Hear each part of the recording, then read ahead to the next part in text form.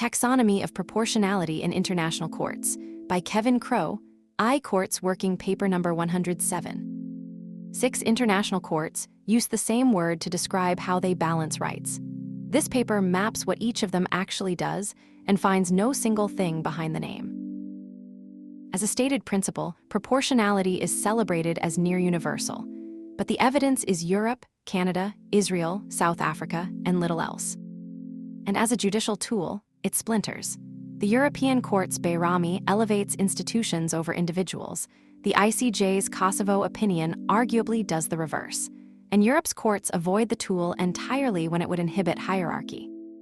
Define global norms by international trends rather than domestic ones, and the universality claim collapses. Hence the taxonomy. At the ICJ, proportionality is a judge-made reasonability test drawn shakily from custom. At the European Court of Human Rights, it flows from the Convention itself. At the ECJ, from the EU treaties.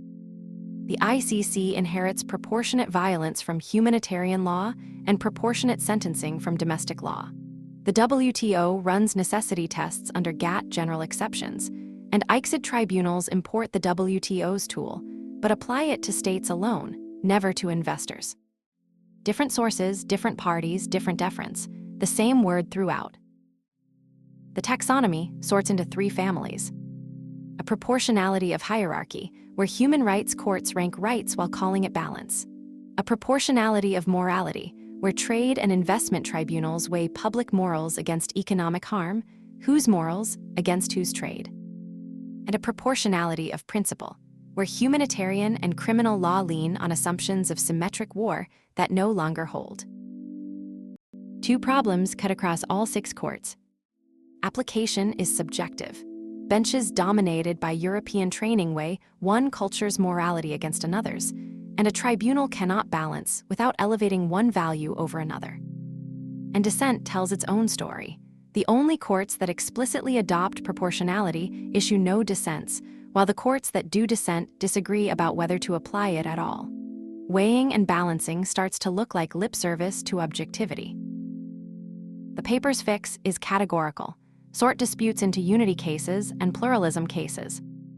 When an individual stands against their own state, unity is owed, and proportionality is the right medicine.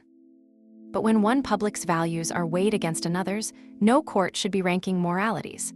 Those disputes call for legally specified tests and mediation, not balancing. A warning case shows why. In Dagru versus France, the European Court upheld a ban through 3 loaded neutralities. Statutory language neutral by its terms, motivations neutral because security could be cited, and a threat quietly generalized from a specific risk to the public at large. Languages of neutrality can mask a tyranny of the moral majority.